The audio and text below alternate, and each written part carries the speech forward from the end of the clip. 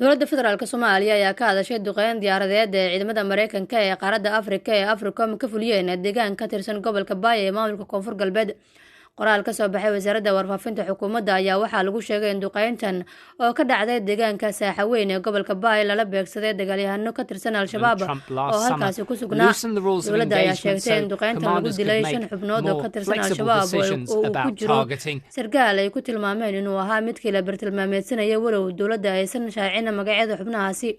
Sidoo kale dowladda ayaa xustay inuusan jirin wax khasaare dhimasho iyo dhaawac ah oo soo gaaray dadkii shacabka ah ee goobta ka agdhawaa kadib markii iyaga iyo taliska ciidamada Mareykanka ee Africom ay sameeyeen baaritaano.